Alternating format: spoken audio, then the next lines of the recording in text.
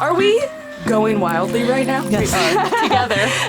It was the pink Libra. moon. The pink taco moon. The pink taco moon. The pink taco moon. A huge hedgehog mushroom.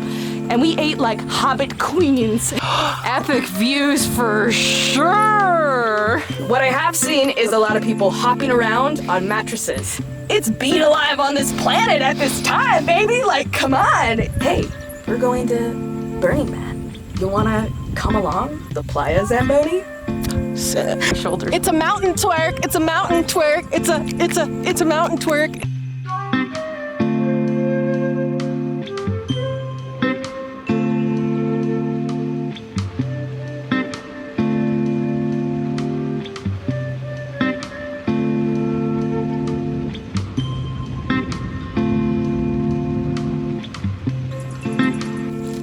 This is just from the parking There lot. we go. Hey. Wow. And this isn't like That's just bullets from the parking lot. literally just from where we arrived. Yeah. This is definitely a popular place to come shooting. Clearly. Yeah. We have learned this today. Yeah. Good things to know. So here we go. We're gonna venture this way. Suspect that it's this trail. Yes. Okay. You want me to give a little intro on who we're with today? Sure. Okay. So today we What I'm wearing. Did I bring my shoes? your strapped sandals are in your backpack. Oh, so that's what I need. Hold this. You're like, Yeah, my chacos. Okay. Well, Heather changes her shoes. I can't wear Can you those hold those? freaking. No. You can wear anything you want. I might do it. No, I can't wear those photo of you and Princess. stupid hiking shoes. Gave me a blister. Oh yeah, no, yeah, you need new shoes. So today, hello everybody. Where's my lighting? Today we have with us my very dear friend Rianna Koppel. Rianna and I met in 2015, I believe, in the backseat of a red Subaru Forester as we drove from Talent, Oregon to Salem, Oregon for a clean energy climate rally day at the Oregon State Capitol. We have worked together. Let's show you Rianna. This is my friend Rianna. Rianna and I have worked together in climate policy over the years. We've served on boards together. We've done a lot of community and climate justice work. Rianna works in solar. She is a mushroom forager. She's a burner. She's a transcendental meditator. She's a Kundalini yogi. She is so much and everything. And those are just things that she does. She is also one of the kindest, most loving, heart-centered people that I have the joy to know. People gravitate and are magnetized to her like almost nobody I've ever seen before. She just emanates fun and whimsy and earthiness, and I'm so excited to introduce the world to my friend Rianna Koppel. Aw, thanks, Em. And we're gonna go for a hike and learn all about her. Heather's got better footwear on now. Oh my gosh. Two of these. Are we? But is this the way? We don't know. I'm pretty confident this is the way. Well, we're at a new trailhead. I know you talked a little bit about it. We're at a new trail. I've never been here before. It wasn't too far off the beaten path. I'm surprised that I've never heard of it. It's called. It said Bell Mountain. Isabel Mountain. Isabel something road. Bell Creek or something like that. It is supposed to be a relatively moderate hike. I don't think easy. Moderate hike. And it's supposed to be known for epic views, and not a lot of people come here. You were sitting in the parking lot for probably a good half hour and didn't see anybody. No. Like 10 minutes. Oh, okay. That's fine. Yeah, That's totally great. fine. Actually, it was very nice. I got to meditate for 5 minutes. Wonderful. What is your meditation practice? That's a very good question. My meditation practice today is just doing 5 minutes when I can in the morning. since I grew up with Transcendental meditation in my life. It's a 20-minute twice a day practice, but that's a little too much for me, so I'm just taking it easy these days. 5 minutes, that's all. That's all that's needed. That's all it takes. That's all it takes. All it takes to center your mind, find quiet.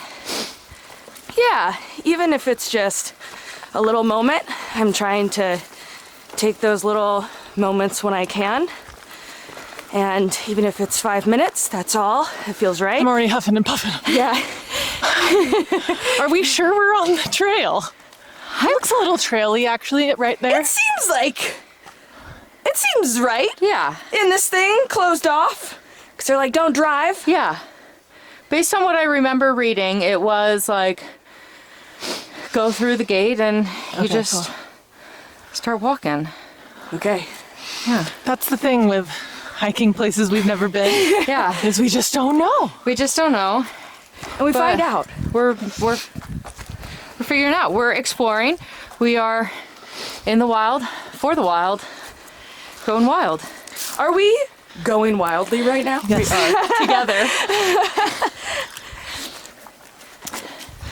So, Rianna, tell us a little bit about your background, where you grew up, family dynamics, and how a life supported and in alignment with nature and the outdoors has come to be for you.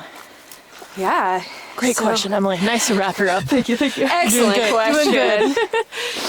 I grew up in a small town in the Midwest. Some people, if you know it, and others you don't.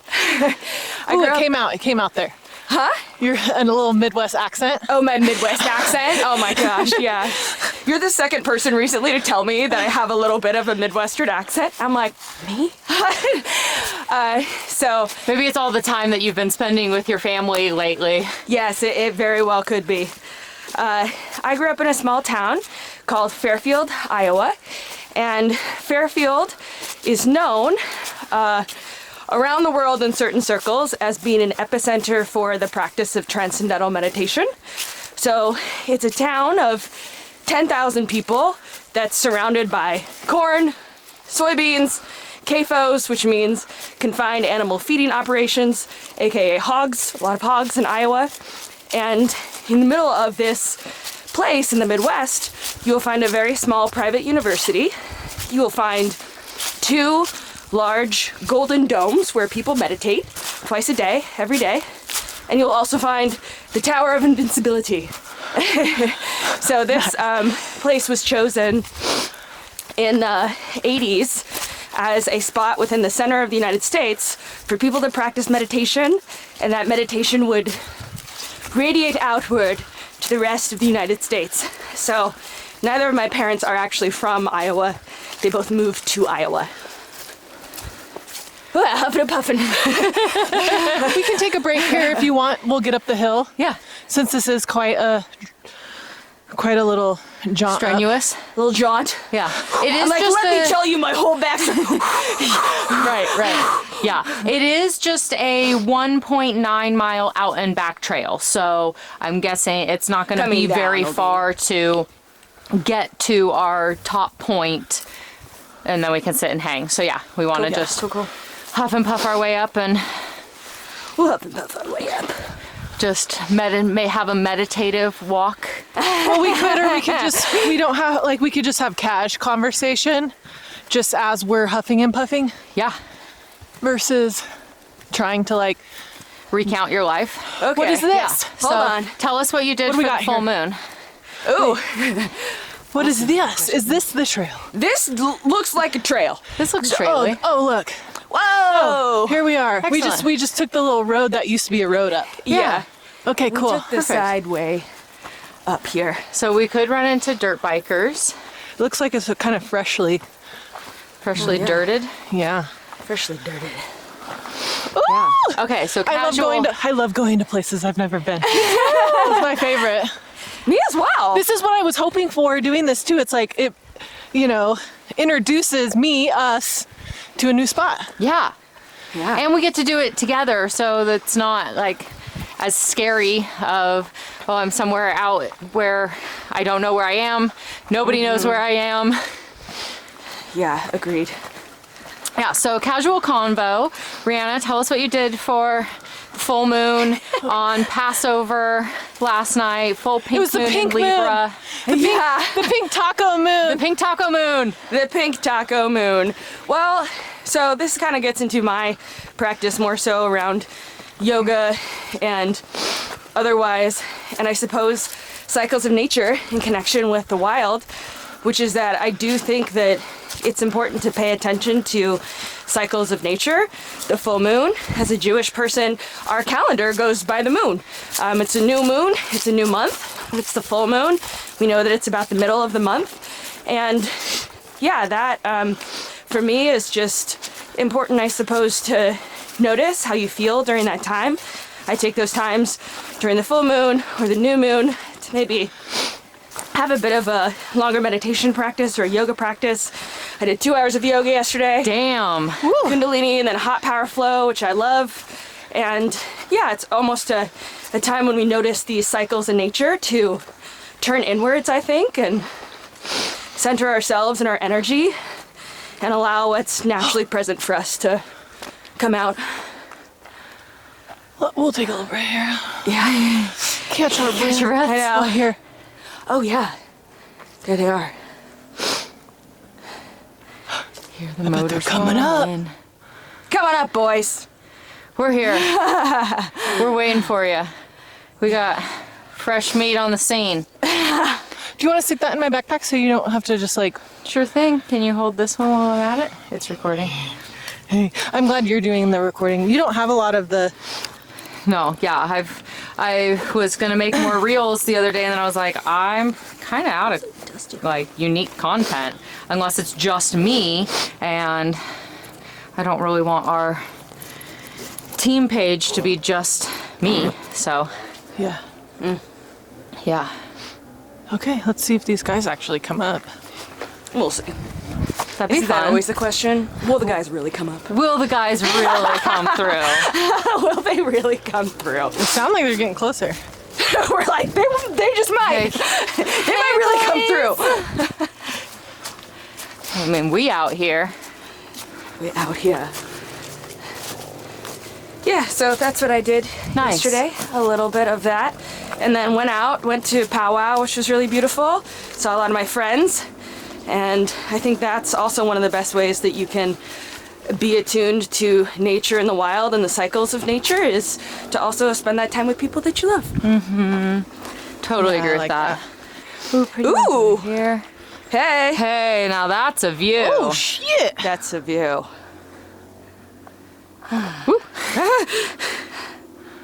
Awesome. Damn. Is that the Hell road yeah. we came up on?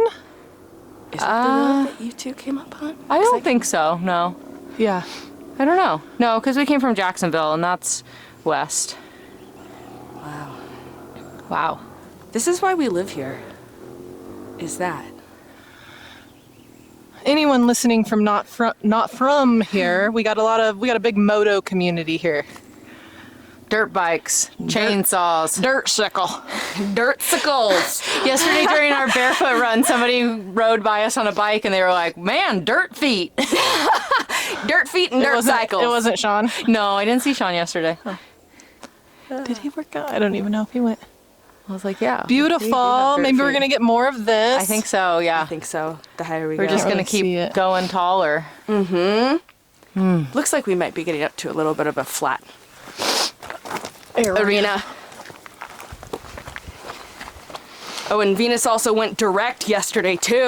Ooh, Plus what's the that full mean? moon. What's that mean? Again, these cycles of nature, planet Venus, stations direct, which means that it looked like it was going backwards according to our space and the universal astronomical realms, and now it has gone forward. It is astrology, you know, take from it what you will. It's fun. So That's what I that's think my about thought it too. on that. Take it all, whatever resonates, and I like astrology for like, if I'm feeling something, if the energy in me is doing something, then I look at my astrology, what it affirms I'm feeling is what I hold on to. Yeah, take it all with a grain of salt. Take the parts that you like, leave the ones that you don't. Yep. It's not hurting anybody. No. If it's helping you, Oh! that's what Hello. it should do. Oh, someone. This What little is bear this? mace? Bear mace. Yeah, bear mace. Well, Okay. not bear mace, probably just pepper spray. Let's see, how should I? I wonder if they know they dropped it. I don't know. Looks pretty old. There we go. Go. I had to kind of tuck it up Let's see. because There we go. otherwise it was banging against my leg. Oh, jeez. Didn't want that. Did you go out mushroom hunting this season? I have not been out mushroom hunting this season. I hear that morels are popping right now, so I am keeping my eyes out. Yeah. But I very often will go to the southern Oregon coast during the winters. I feel like the falls and winters are just absolute heaven for mushroom foragers, and it's absolute heaven for me. So that's where I tend to go. But the last mushroom that I found that was edible that I really enjoyed was that my good friend found a huge hedgehog mushroom, and that was absolutely phenomenal. She actually didn't know what it was, and we were on a coastal trail, and she goes, "Hey, Ree, what's this one?" And I go, "Oh, I think that's a hedgehog mushroom." And we started uncovering it, and it was the size of my hand, like larger than the size of my hand. Wow. And I said, "This thing's edible." We went back to our yurt, and we ate like hobbit queens. It was so good. And didn't die, so win-win for everybody. Ooh, How big is a hedgehog mushroom usually?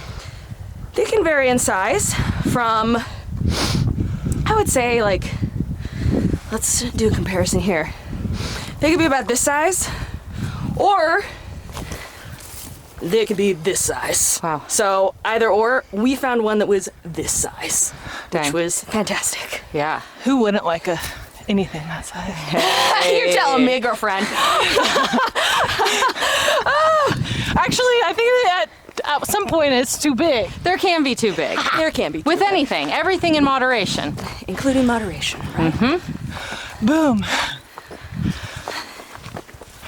Yeah, so maybe we'll find some morels out here. Not sure what the elevation is. We might be up a little bit high, but I'm keeping an eye out.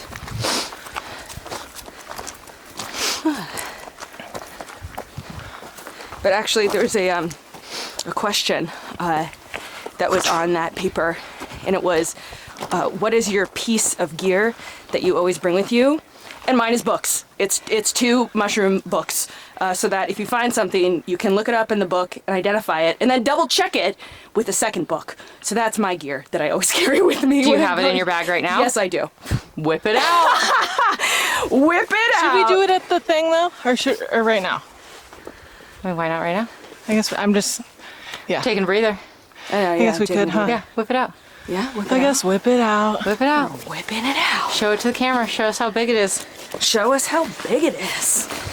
This is what I always carry. Please excuse the technical flow questions, Heather inputs. Okay, round 1. Oh yeah, that was If a good you one. know, you know. The classic, of course. Now, here is most important, is that you identify it in here, but then you double check it in your legit book right here, which is the Audubon Society Field Guide to North American Mushrooms, okay? So carry 2, they can fit in your pocket, they can fit in your bag, but also carry that mushroom knife and a mushroom bag Right. with you, of Mushroom course. bags are special because you want the pores You want the pores. to scatter out. You got your mushroom knife, okay? So you can cut them, you can dust them, clean them up a little bit.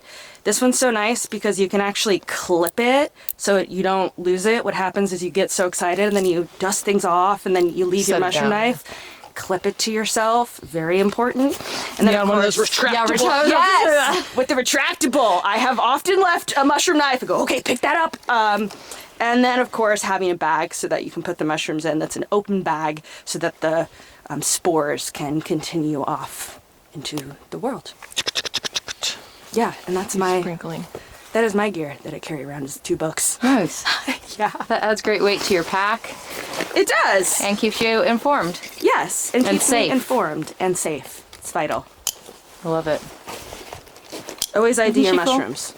So super. Have you ever accidentally eaten or misidentified a mushroom and eaten a mushroom that you maybe shouldn't have eaten? Never in my life. Awesome. Yeah. Knock on wood. There's some wood right there. Yes, never in my life. And it's so, so important to not ever eat anything that you are questionable about. Very important. And if you are unsure, yes, check online, but check with a real mushroom expert. And that's why it's important to go to things like mushroom festivals, reach out to authors. They're super friendly and they love to help ID things, but double, triple check. And again, if you have any kind of question, if you're like, well, I don't know, just don't do it. It's not worth it. Because a lot of poisonous mushrooms look like edible mushrooms in disguise. They can, and that's why it's really important to be able to identify them and understand and take a look at the ones that may look similar, because when you really start to learn about mushrooms, you'll find that when things are poisonous or edible, it's actually pretty clear which ones are and which ones are not. And also it's very important with poisonous mushrooms to know which ones will give you gastrointestinal distress for a day or two and which ones are going to shut down your organs. And the ones that shut down your organs, no. The ones that might give you gastrointestinal distress could also be edible ones. There are some people that eat morels, like a good friend of mine, for a very long time, and then after a while, they can't eat them anymore and have a certain kind of reaction to that. So you always need to cook your mushrooms. That's really important. Don't ever eat them raw. I'll say that, and we'll go into more detail. I'm like, there's one that you can, but I'll just leave it at that. Always cook your mushrooms. And yeah, if you have any kind of questions, don't do it. Just don't do it. Heard. I won't do it. Yeah, I'm good too. I'll lean on the experts for that. So, I mean, every time. I love me some mushroom hunting. Yeah. So fun. But even though I'm like, yes, this is a hedgehog mushroom. There's pretty much nothing else that looks like a hedgehog mushroom. The whole species, the whole genus itself is like pretty edible. Even so, for the next 24 hours, I'm like, am I gonna die? Really? Oh yeah, every time. And I think that's important. I think that's healthy. Yeah. Life is always a question. Is today the day that I'm gonna die? Yeah. Life is an experiment. Yeah. Life And is. that's why we tell our friends and our loved ones that we love them every chance we have, because you Correct. could die at any moment. Whether you've eaten a mushroom or not, anything could happen. And living in integrity and in love ensures that you don't miss out on making sure that the people who matter know that they matter. Correct. I love you, girls. Well said, Yes. bitch. Love you both. Love you, bitch. I love you, bitch. Oh man. When I was walking Chimney this morning, I saw these two old ladies. One like rolled up and parked on the curb, and this other old lady came walking out and got in the car. I like your old lady voice. There's an old lady. And I was just imagining them being like, get in, bitch, we're going shopping. And they're like, for sure in their 80s. Love that for them. Yeah. It's like, man, I bet the story that I put in my head about them was, I bet that they've been friends for like minimum 40 years. Probably 60. Come on. Yeah. Facts. They met in college. They've been in Grants Pass their whole lives. And every Sunday, Joanne picks up Betty and they go do their weekly shopping. And they just have a grand old time. Maybe they go to brunch afterwards. Definitely go to brunch afterwards. And they're just living their best elder lives.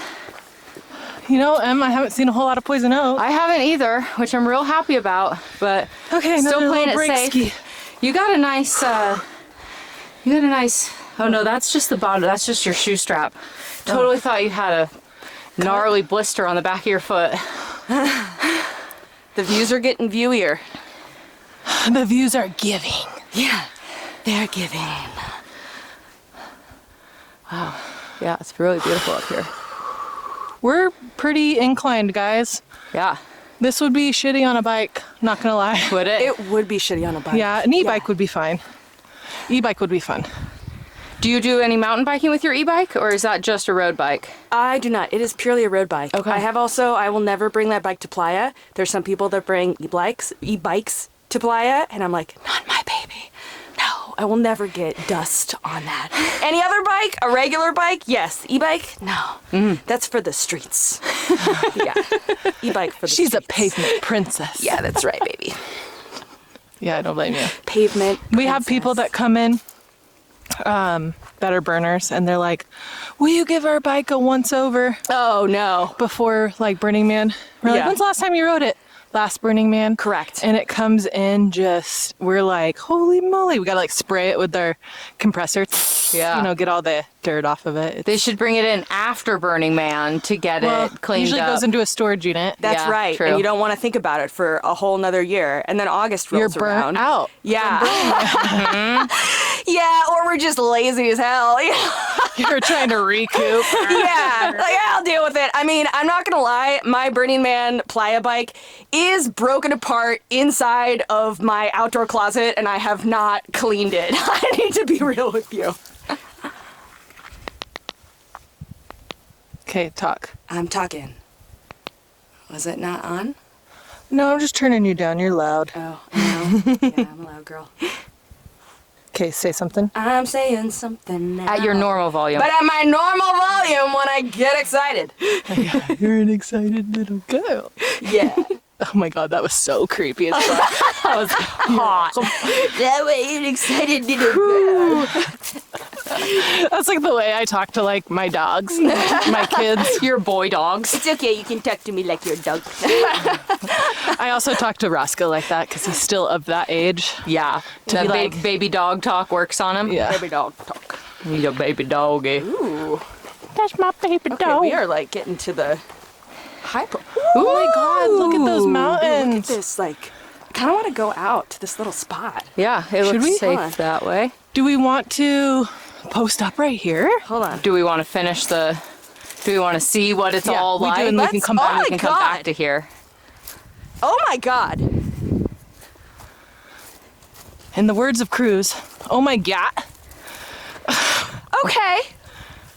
Yeah, come take a look. Okay. Emily, you're okay. I feel safe in here. I'm wearing long pants for a reason. Wow. I'm not. Holy fuck me, this is gorgeous. Yeah, okay. Holy moly. Epic views for sure. Our own private meadow, our mountain meadow. Dude, we have to do it here. Unless we're going over here. But should we go check this out and then come back? What do you guys want to do? Oh yeah, I see there's a path that kind of goes this way. I think we should see what the peak looks like. I want to roll down. Yeah. This is so gorgeous. This is Yeah, because I can see the trail goes up to this peak right here, and I think it's a little higher. it might be even better. And if it's not, then we just come back to here. Yeah, we know we'll come this back is to here. here. This is amazing. This is amazing. Wow. I'm real glad that we are here. That we've decided to be here together. Turn. Wait a minute. There you go. Yay! Wow. Yeah. Vibes are here. We're here. There's a nice little flat place right here. Let's be here now. Let's be here now. We've landed here, and this is Okay. epic. But the summit is Yeah. right here. So just another, half a mile? Maybe. Not even. Because it's a 1.9 mile loop. It's Oh, it just is a steep. loop? Yeah. It's an out. Oh, it's an out and back, Oh, okay. I was Yeah. going to say. which to me is a loop, kind of. But if we get to the top of that, I wonder Yeah. if we see the other side. Yeah. Is it 360 views? I don't know. Never been here. Oh, we'll have to come back. Yeah. This might be a regular visit for us. This is truly awesome. Yeah. Okay. I'm I'm gonna set having up a the little, chairs honestly, then. I'm having a little FOMO, but I do like it here. Sure. Yeah. I mean, we can. We could just go quick. We could be like, all right, we're walking. Like, Don't talk, just walk. don't talk, just walk. But we have to decide right now. Stay. Stay. Okay, stay this. Okay. Stay this. Okay. Chairs here. Let's pretty easy. Oh yeah, I'ma definitely bring a boy here sometime. Yeah. No. This I is might like bivvy camp right here. Yeah. Like, let's go camp under the stars, watch like a shooting, like a meteor shower. Yeah. Yeah. Yes. Look for UFOs. Yes. Full moon. Is this where they do the what's it called? No. You know what I'm talking about? Yeah, the Paragliding. Paragliding, no, I don't think they jump off of here. Good job. You did good. Those are a little funky. Yeah, that's... You did that way faster than I ever have. Oh, okay.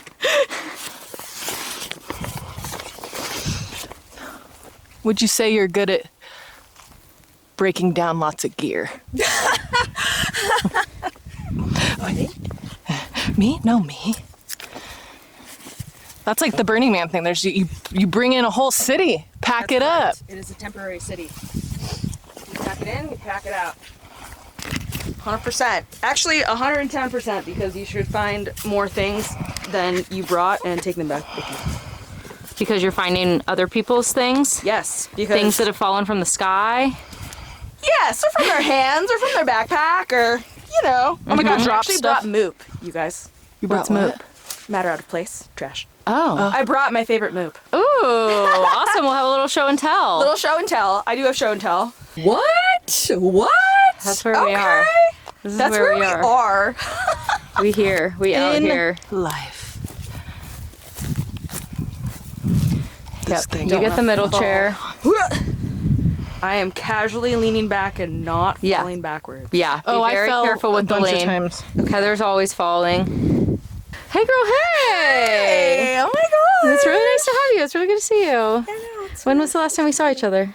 when was it? I don't know. Princess's birthday party. Oh, yeah, that's right. Yeah, karaoke, chaperone, birthday party. Yes, Pink Pony Club. Pink Pony Club party. Pink Pony Club party. That was a blast. Yeah, that was. That was really fun. Yeah, I enjoyed that. I have that little Polaroid of everybody that's up on my fridge. I'm like, these are my friends. These are Yeah. beautiful. I love them. We were so fun. Yeah. We know how to have a good I know time. how to have a good time. It's true. Um, It's so true. Part of Rianna and I's history is very karaoke heavy, home karaoke. Home karaoke heavy. We've attempted a public karaoke event. Well, we attended a public We karaoke did. event once, and Yes. we did really fill the sign up list for a while. And then it was like, well, we still have more songs we want to sing, but there's other people signed up. So what do we do? Home karaoke. Home karaoke is where it's at. 100% home karaoke. Yeah. All the time, always. Yes. Well, Heather's going down. Right, yeah. It's a little. Yeah. We're in rocking chairs. You guys look like it's so warm out here, and I'm in like cozy jammies. I was sweating. Look at my leg here, Oh yeah, I see that. guys. That's why you're so warm. And Well, you I went to shave this morning and my razor had a bunch of rust on it. And I was like, I'm not going to shave with that. I mean, do you use a straight razor, Just or like a safety razor, or like a multi-blade real razor? quick, story time. When I was on my no waste, reduce, reuse, recycle journey, I got a bunch of reusable stuff. So I bought this really cool looking oil slicked shaver to reuse, and then you interchange out the razor blade in it. Well, one day I was shaving and I shaved a bit too vigorously and it skinned my whole to this day, it was years ago. To this day, every time I think about that, I'm pit in my stomach and I'm like, it literally shaved off my skin. And from that day forward, I was like, I'm using Venus. Sorry, it's going to be the one thing I compromise on, or, I compromise on a bunch of things, but I was like, I'm not going to worry so much because I literally got hurt. Yeah. To the point where I could have needed a skin graft. I mean, it was rough. Oh my God. Terrifying. Do you have a scar? Yeah, I think there is a scar Oh here. my God. Oh my God. No. Let's see if I can find it. Maybe you can only see it when I When you shave? Yeah, like when it's like moisturized and stuff. But I can kind of see those little white patches. I do see that. Yeah. So, Ouch. Damn. dude, rough. So, Okay, lesson learned. and it was user error too, but it freaked me out enough to be like, I don't ever want to use this thing again. Yeah, I would. So, yeah, it was just like a Venus throwaway. I think you can change out the heads, but That's that's too. Yeah, same. it's one of those I still have the things. handle my very first ever Venus handle. Even after my brother's dog chewed it up, I still use That's it. cool. See, I love that. Reduce, recycle. Still works. Well, Still works, baby. Still works. most of the time I use Sean's beard shaver. Yeah. For all things. Nah. Oh, lucky him. I know. He says he doesn't care, so I'm like, okay, that's fine. Yeah. Then I'm going to continue. Yeah. Continue onward. Yeah. I even do my eyebrows sometimes. Okay. Let's go. Yeah. Okay, let's get back to the meat of our experience here. Back to Rianna's life story. You were telling us a little bit about growing up in Fairfield, Iowa, Transcendental Meditation community. I have a quick little question to start the conversation off, maybe. I'm curious on how the Transcendental Meditation community culture aligns and is in sync with your Jewish heritage and how that religion played into that practice. Because, yeah, like how it all, if it did or if it didn't, or... Yeah. And here's what I'll say to that is that there's a particular terminology that I like to use that I feel like applies to me, which is Hinduism. Oh. Yes, yeah. So I would call myself a Hindu 100% because I was raised in this.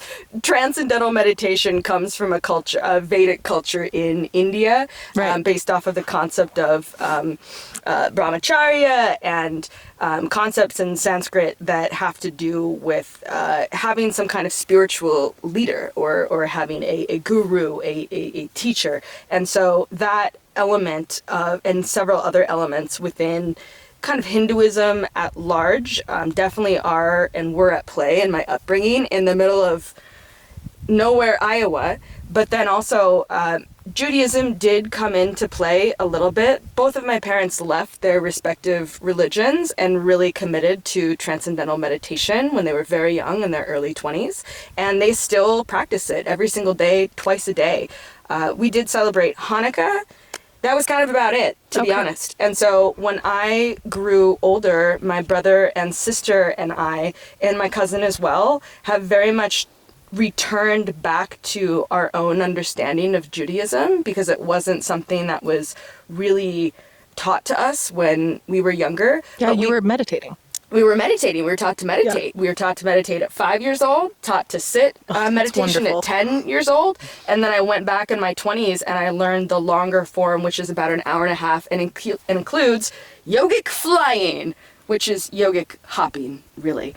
But anyway. What is that? Yeah, good question. What is yogic flying? Take a look on YouTube and you'll see what yogic flying is.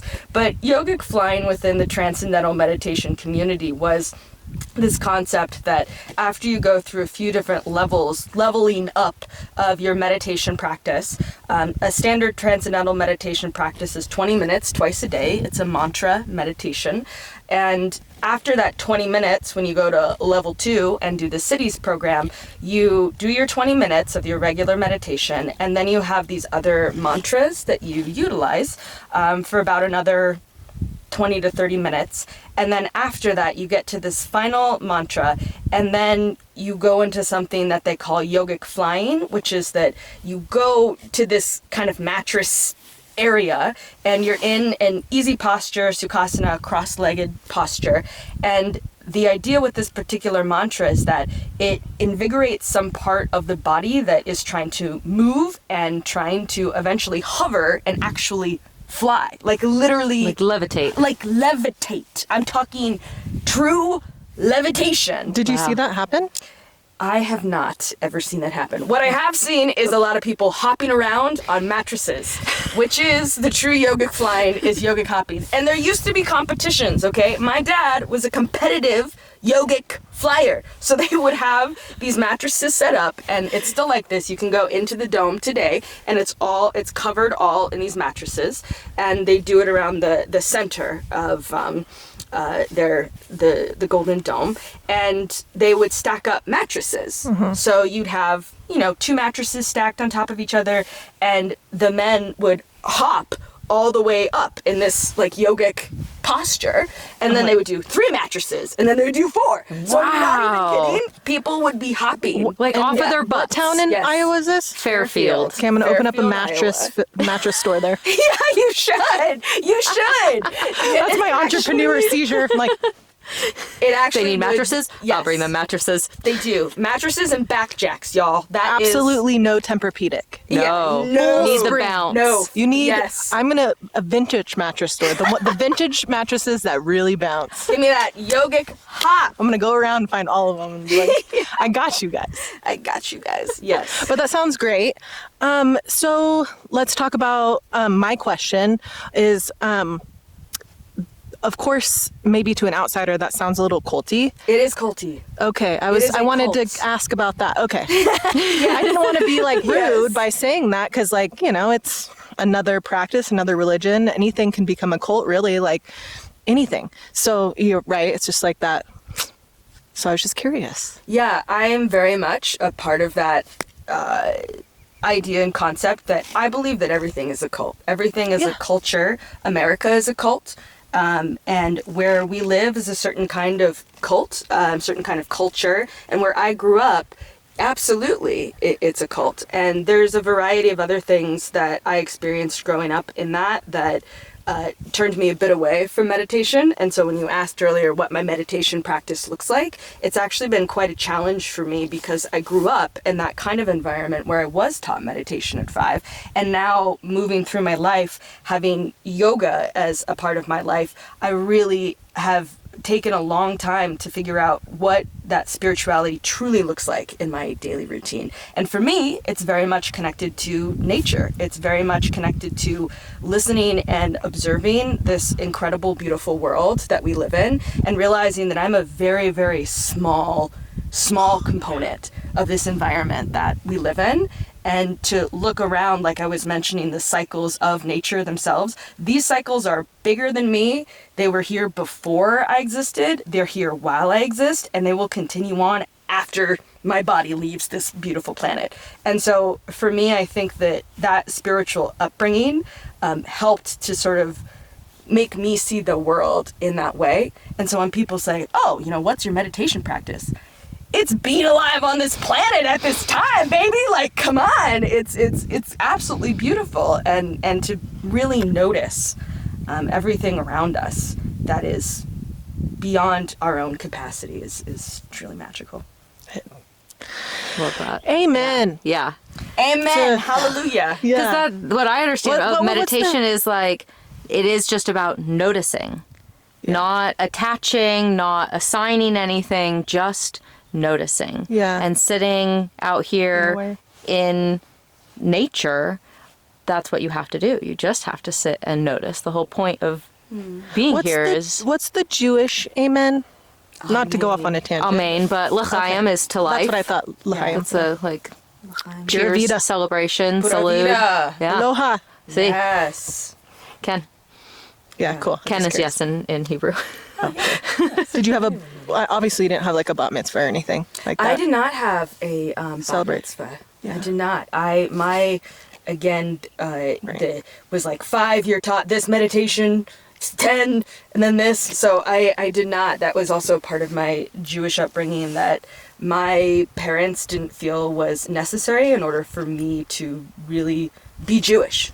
And I don't feel like it is either for me. My sister did her own bat mitzvah later on in life to Oh, cool. reclaim that part of herself, which I think is really beautiful. And I think that each person has their own relationship to Judaism, and whatever totally. that looks like for them is valid, period. For sure. Do your parents still practice that? They live there and practice that, or have they moved on, or? Oh, they still TM twice a day, every single day, baby. Wow, dude. Yep. But they don't live there Commitment. anymore. Your dad's still in Fairfield, yeah? My dad does, yeah. But Are they separated? Yeah. Okay. Yeah. But they're still doing their. Oh wow. And my stepmom too. Oh cool. Yeah. So there's a huge so yes, it is a cult. It's one of the more benign cults, but not totally benign. Nothing's totally benign.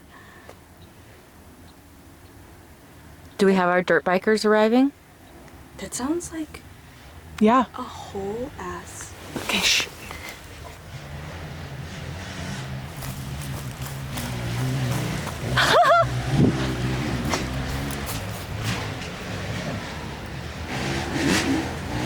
Right on, boys. Could be women in there. Vroom, vroom, boys. Women dirt bikers. Yeah, and ladies. Get it, girls. Sick.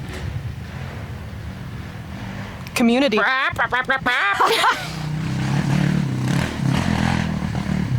Oh, that reminds me of Cute. that again reminds me of my friend Vance, who Yeah. I was thinking about today and had a dream. He was in my dream Yeah. last night. Yeah, and then I messaged him. He was big into dirt biking, so Nice. it kind of reminded me of him again. Well, here You're reminded again. I know he'll be listening Oh, to let's this. see if they'll. Oh yeah, we can see him go all the way over sweet. there. I wonder if they'll turn around. I'm sure it's out and back. This would be a really fun trail to dirt bike because it's so steep and fun. Kind of techie. Yeah. That's hot. Uh-huh. So, usually with cults, they're hard to leave. They are. What was it like leaving Fairfield, leaving TM, leaving family, and breaking out, venturing west? How did you end up in Oregon from that community? So my mom and dad did divorce and separate, and my mom knew someone also from that TM community we had grown up together that had moved out to beautiful Ashland, Oregon.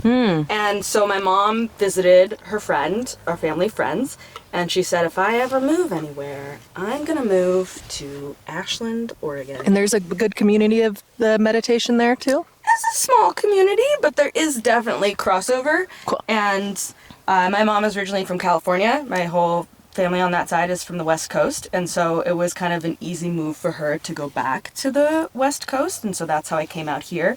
I went back to Fairfield in my early 20s, and I really thought for a long time that I would stay there and that I wanted a family and I wanted to grow up and raise a family within that community.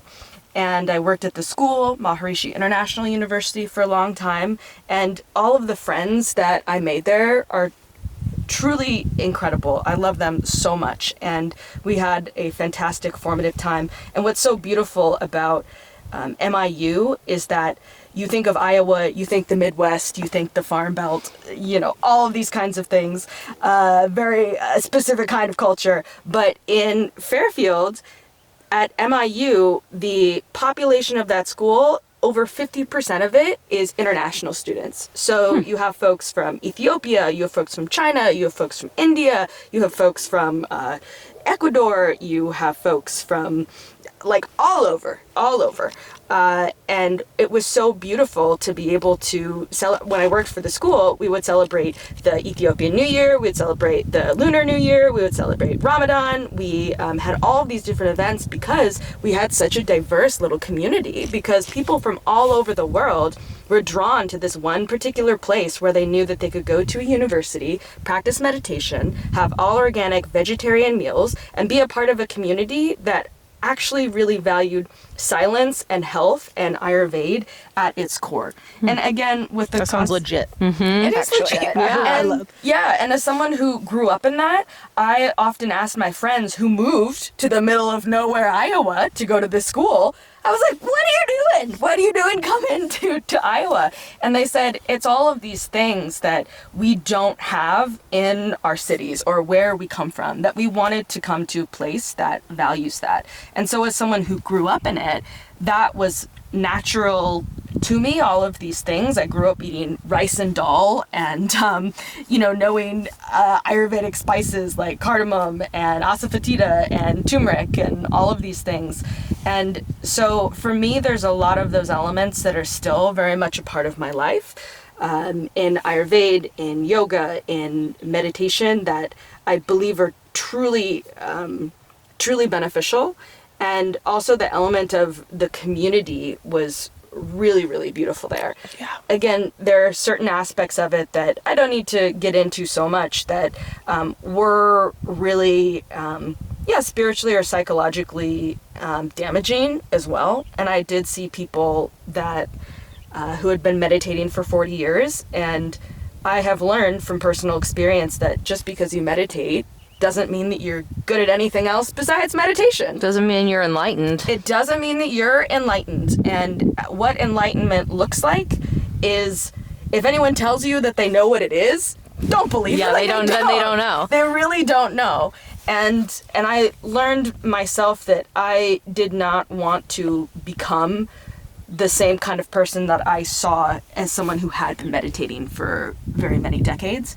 And I wanted to clarify, so you didn't want to just be somebody that's just their lives revolved around the meditation piece and not exploring more of what life has to offer? Yes. Okay. And exploring with your eyes open, because I find, again, in my own personal experience, that meditation is a beautiful tool that once you have it, no one can ever take that away from you. You could be completely disabled. You could be in prison. You could be having the worst day of your life.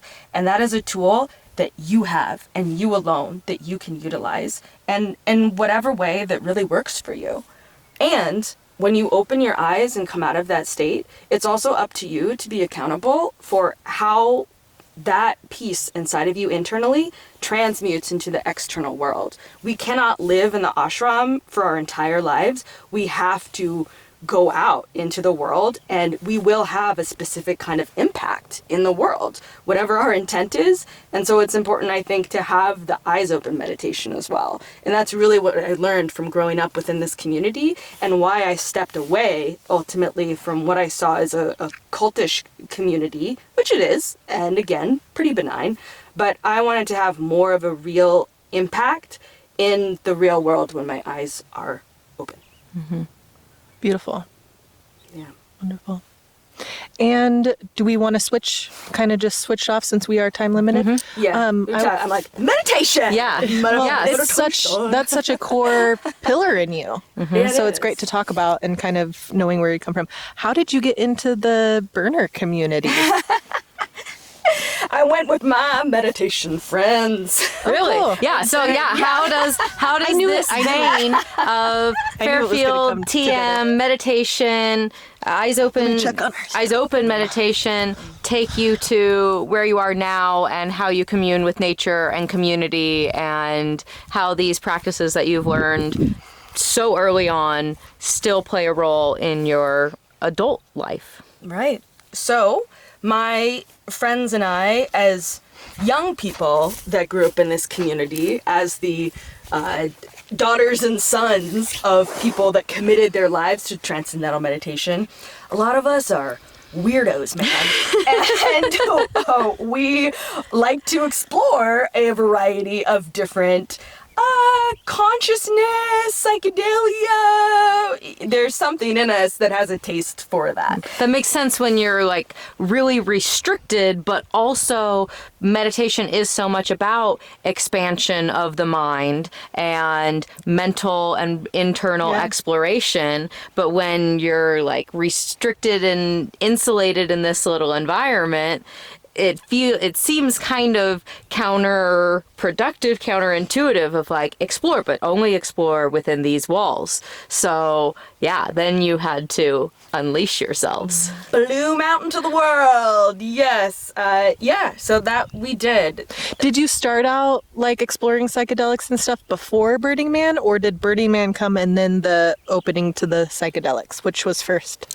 Psychedelics first. Okay. Absolutely psychedelics first, because when I went back to MIU in my early 20s, there's a lot of other people that came from outside that had experience with psychedelics or otherwise, that those experiences of altering their consciousness turn them towards meditation and wanting to have something that maybe they saw as a little bit more sustainable. Oh, totally. Yeah. Yeah. It's hard to sustain a trip, right? It's impossible. You will come back down to ground level reality. And so I experimented in my own way, and there's a bit of that in the youth community of Transcendental meditation for sure. And the elder community, I'll say that as well. And through that, some of my friends said, hey, we're going to Burning Man. You want to come along? Let's do it. And it was a bucket list item for me. How old were you? Yeah, I was 24. Okay. And you're how old now? I am 36 now. So I went 12 years ago in 2012, and it was really so much fun. It was awesome. Check that off the bucket list item.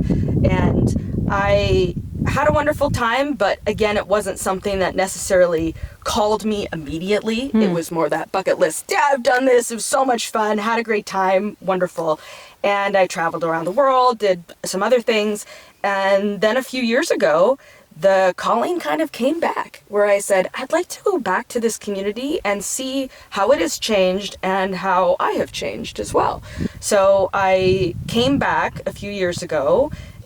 They had a few renegade burns because of the pandemic, so I officially went back in 2022, and I've been going every single year since. And also I have gone down to the Black Rock Desert when the big burn, the big party in the desert is not happening, which I would encourage every single person to do, because this desert is so beautiful. It's so quiet. There are these gorgeous hot springs there. The sunsets are immaculate. It is a truly wild, gorgeous, It's place. one of my dad's special places. Yes. And I always was like, Dad, we should go to Burning Man together. He's like, I can't.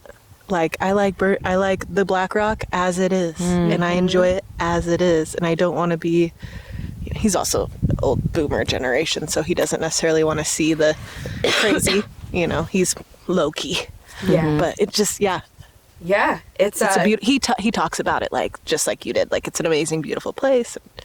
It is. Yeah, and what is beautiful about Burning Man in particular, that there is the concept that it is sex, drugs, and rock and roll. And that's not to say that it's not sex, drugs, and rock and roll. It's a big party. And it's also the largest Leave No Trace event in the world.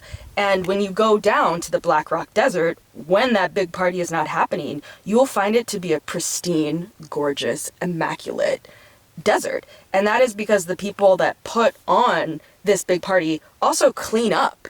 Okay, cue dramatic cut here. This episode is brought to you by Dead Camera Batteries.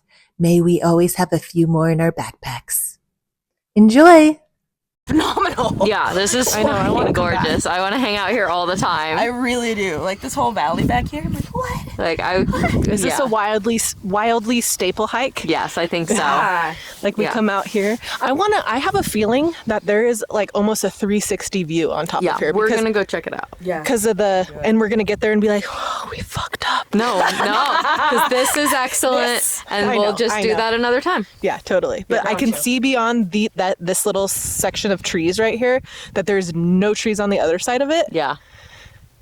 So Yeah, we'll check it out. Anyway. But, okay, so take us back to a little bit more Burning Man, Leave No Trace principles, and like key things that you want people to know about Burning Man, about you, and about life with nature. Yeah, of course. Yeah, I think I was talking about the Leave No Trace element of Burning Man. And yeah, like your dad was saying, that desert is so beautiful and immaculate and absolutely gorgeous. Yeah. And why I do have a lot of, I would say, investment and value in the Burning Man community is because of the principles. And not everybody follows all the principles all the time, but one of them is Leave No Trace, and another one is civic responsibility. And so when this creation of this temporary city in the desert happens, the intent is that we all participate as a part of building this city, taking it down, and leave no trace is an element of that.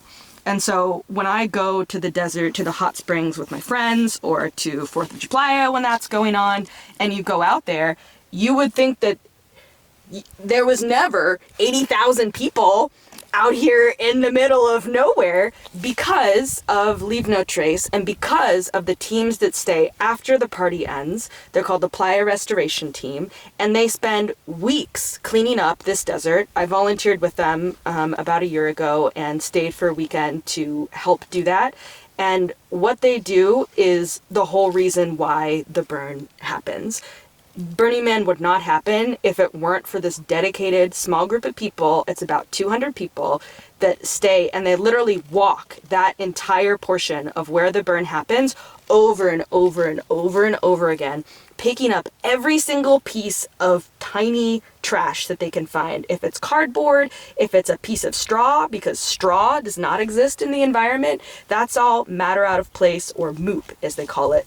And then they have an inspection with BLM, because this event happens on BLM land, and the BLM will go out and select random sites, totally random, stick a point kind of down on the ground, and then they will do a 360 circle, and depending on how much trash they find within that circle that they do, they will either pass their inspection there or they will fail it. And they do this a number of times, and the Burning Man organization has to pass a certain number of these random test sites in order for them to utilize the land again. That's so amazing that they came up with this awesome compromise to do that. Like BLM and them work together to figure out how they were going to gauge that. I think that's really cool. It is. That that synchronicity of such a prominent government bureaucracy thing, and then there's like they came together. I like that. I like coming together stories. I just think it's cool because like that just goes to show, I'm applying it to my life, and it just goes to show that compromise can happen. We can work this out. That whole we can all benefit from this let's figure out how to all do this together. Anyway, it's really cool. Together they can go wildly. Yeah, together. They can go wildly. Yay. Yes. I had a question. What was it about Burning Man? Oh, how was I know that Burning Man a couple seasons ago had a really crazy rain event happen, and like a lot of things got super sunk into the mud. How was cleanup? Did you hear about that? I went for that in part, yes. So that was the Mudman year where it rained, supernatural occurrence, and beautiful, so much fun. And there was a huge amount of trash and cardboard. What people would do is they would lay down cardboard on top of the wet playa, and then the cardboard would be embedded into the playa itself, and then dry up and be stuck in there. And so because of what I saw when I was there for that, I knew that I wanted to go back for playa restoration because it's going to be an issue and you needed to help. Yes, and I wanted to help. And so, I can imagine that year being such a tough cleanup year. It was, and it also showcased with the camps that are there, because what happens with the Playa Restoration Team is that they also mark out and record where they find all of the trash because of the placement of all the camps. They'll say, this particular camp, you guys sucked at Leave No Trace, and you're going to have to showcase to us that we can let you back on the playa based on how That's cool. trashy you left it. Ooh, and I so love being held accountable. I love being held accountable too. And that map is public. Anybody can go online, look up the Burning Man MOOP, matter out of place map, and you can see what camps are trashy and what camps cleaned up. Period. It's public accountability. Public shaming on their trashiness. That's correct. So it was more difficult that year. But something that's really cool that they have is something called the Playa Zamboni. That sounds awesome. So if someone will bring out something, please don't ever do this. If you bring out fake turf, the grassy whatever stuff, please don't bring that to the desert, number one. Just don't. But people will do that, and they'll lay it out on the playa. Imagine that gets rained on, and then all these little pieces of green plastic turf just get embedded into the desert. Don't do it. So when that happens, it's not something that people can individually pick out, which is what they're doing for all of the other moop that they find out on the playa when they're walking in and cleaning up. So they mark it on the map and they say, bring the playa Zamboni out here. They bring out this machine and it literally churns up the playa, and then they scoop it all up and take it away. Sick. And put it into a dumpster. And that is pretty much the only thing that can be done in those situations, and that does happen, right? And again, it's a part of that restoration team that helps to truly clean all that up. And I would encourage anybody that wants to go to Burning Man or has gone to Burning Man to come back and be a part of that, because that is the core. You will understand what this event is really about outside of the sex, drugs, and rock and roll. Is maintaining the beauty of this incredible area that we are so lucky to be able to create this temporary city of magic within. It's so easy for people to go out and just experience something and let that experience stay there. But until you actually go and do the aftermath of it and see the impact, what it takes to put it together and break it down, you're just living on like the surface of that experience. Yeah. Getting to the real nitty gritty bones of it and seeing, wow, this is what goes into making this happen. Like I experience that on river trips a lot, where people can just show up, get on the boat, go float, have a great time. But then when they actually see the days of planning that go into it and how much gear is coming out of the raft and how they're having these amazing meals that they didn't even know was in that cooler, and then they see all of that get cleaned up and put away and stored, it expands their capacity to have that experience and understand, like, wow, this isn't just surface level. There's depth. Yeah, and maybe they'll be a little bit more graceful when something does, a mistake happens or, something. That's when we were doing like waste management, zero waste practices in community, people would be like, oh, well, I just throw it away. And the whole concept of, well, there is no away. When you take people to a landfill and they see all of the stuff that they threw away that is still just there, it has a trickle down effect of how they purchase things later. And they're thinking about, this thing does have to go somewhere. Somebody has to deal with where this is going to go. If it doesn't leave with me, somebody else is going to figure out what to do with it. So how can I not leave as many things? Well, it's reduce comes before reuse and recycle. Yeah. Yes. You reduce first. And I was always trying to imprint that into all my master recycler people when I did that certification. Yeah, I'm a master recycler too. Yeah. And there's 7 other Are you R's. too? Yeah, we're all master recyclers. But there's almost a dozen R's. There's repair, there's repurpose, there's help me out here, master recyclers. Reduce, reuse, recycle, repair, Repurpose. repurpose. There's something about decomposition. Rebuild. There's a bunch of other R's that come long before recycle and reuse that are all about reduction. Yeah. I need to get better about it. I've been off my game a little bit. Me too. Honestly. It's hard. When I was thinking about having this conversation with the both of you, I was thinking about leave no trace, and the concept of there's spirituality and then there's morality, right? And one of the things that I feel like is a core tenet of my morality outside of spirituality is that I believe that every single person that exists on this planet today has a moral obligation to pick up trash. I really do.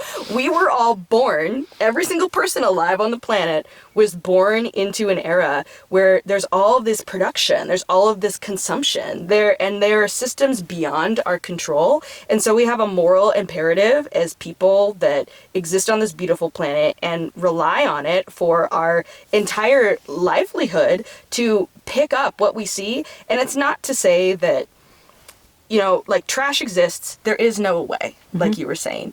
And we can still protect things in the wild, like rivers, waters, this beautiful side of a mountain that we're on. And if we see things that are there that we see matter out of place, we can decide that there is a place for trash, and we can decide what to do with that. And we need, all of us, every single one of us, again, that is alive, could be picking up trash for the rest of our lives, and we still would not be done. We are the cleanup generation, and that's everyone alive now, today. Let's get it. I love that. Yeah. Yeah, I try to pick up as much as I can too. Yeah, and it's hard. It's overwhelming. Oh and my God. I used to go down to the Illy in the summer. Have you been down to the Illinois River A little, to enjoy? yeah. Well, we'll have to go down there. Yeah. I used to bring giant black trash bags from Applebee's because I worked at Applebee's at that time, and I used to steal a few trash bags at a time. Thanks, And- work. Yeah, thanks, Applebee's. Fringe benefits of corporate jobs. And I would literally fill up one of those, like, I think they were beyond 13 gallons. Like, I think they were like 16 to 20 gallon bags. Like, they were giant dumpster bags. And I mean, diapers. I even got like a little virtue on somebody, and I was like, they just changed their baby. I kind of like saw it out of the corner of my eye. I was young. I didn't know how to approach people really about stuff, but they just like left their fucking, I was like, do you shit in your backyard too? Like,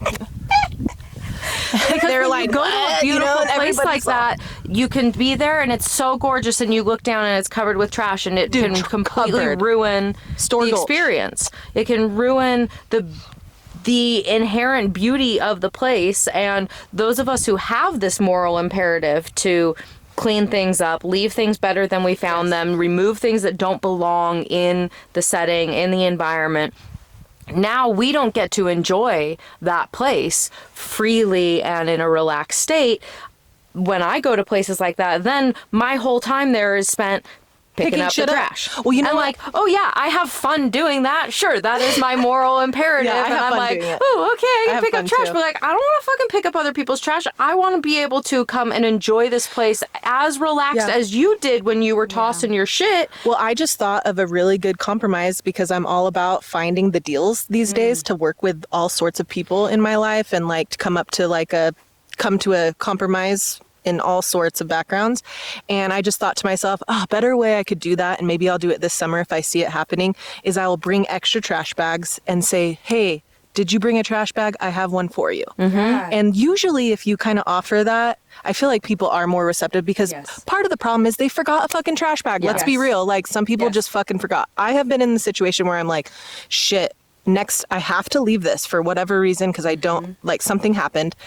Next time I'm going to come and pick up 2 trash bags worth to make up for what I did. Yeah. Whenever You know, I it's forget like- a dog poop bag, the next time I'm out, I pick up multiple piles of dog shit. What do you think about that? Would that be I think that's great. okay? You Cool. guys- Trade-off. Good. I do that all the time where I go out to a place and I think naturally, I'm like, yeah, there won't be any trash out there. Of course, it's a beautiful spot. And then you go there and there's trash and you go, so having something, even if it is like a plastic dog bag, a dog poop bag, I can say words, you can use even that. Or I love the idea, and I've done this too, where I've gone back to a place where I went on a walk in a park and I was so upset about what I saw and I didn't have anything with me. And my partner at the time, I told him about it and he said, let's go back there and let's bring bags and let's clean it up. And I really thank him for that moment because I was depressed. I think that's what happens to me when I see trash out in the world, is that I literally feel depressed about it.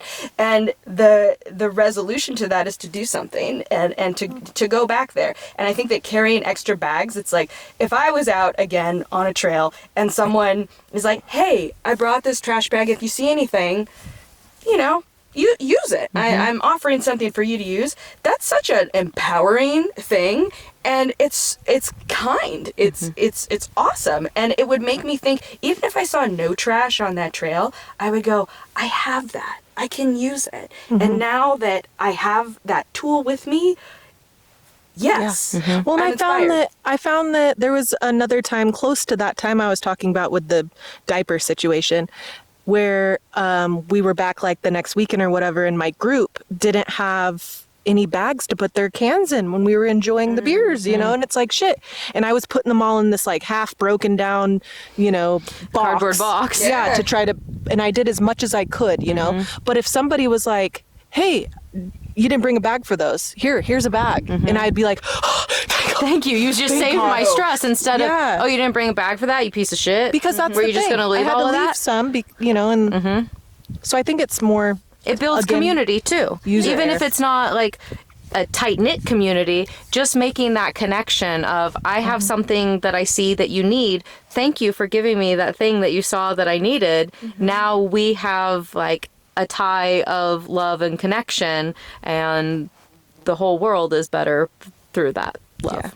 Yeah. So Such a good talking point too. yeah, Yeah. Anyway, we're at our cutoff time for where you have to go to next. Yes. Do you have any final parting words? I have a question to part her out. We got two legs, we got two arms. We got...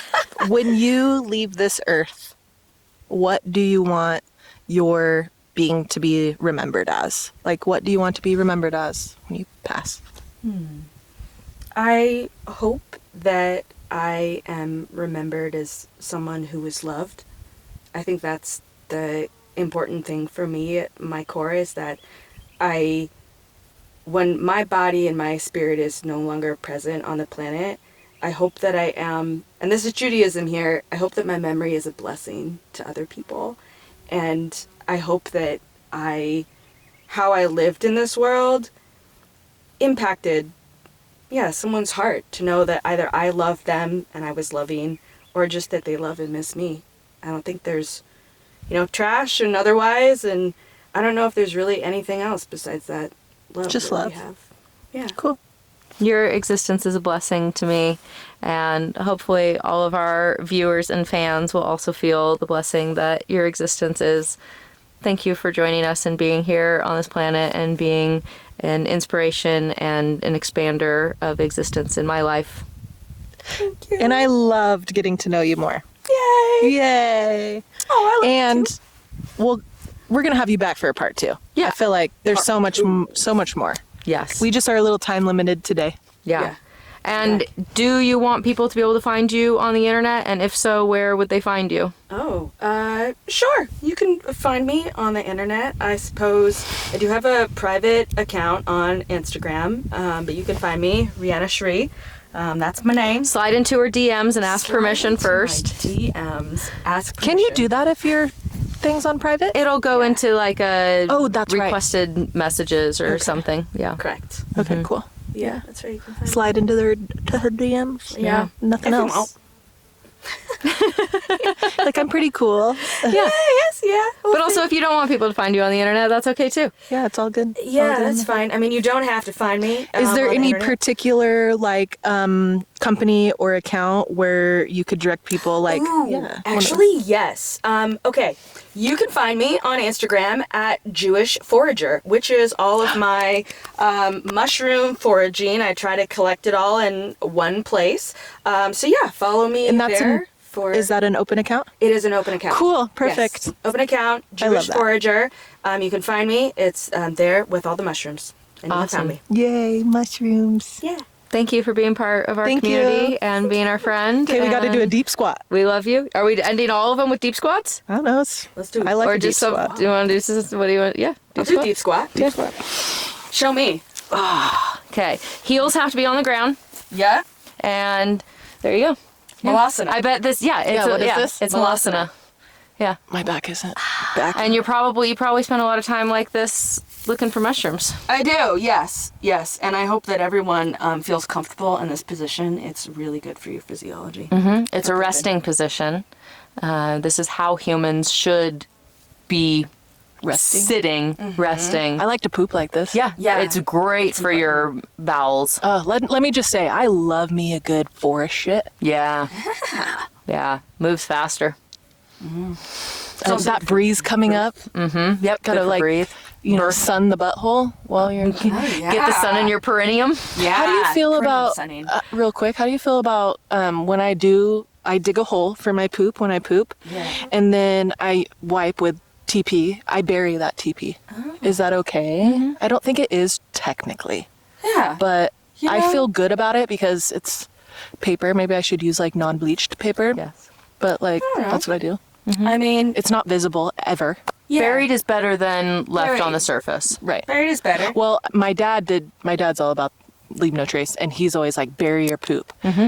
He recommends packing out your TP, but bury your poop always. He always gets pissed. He's like, I know that was human shit right there. What the fuck? Yeah. I mean, if you want to be really strict, then take out the TV. Have a separate, like, Right. toilet paper bag that you put it in, And then let's do if a you twerk. bury it, yeah, then. Oh, yeah, a little.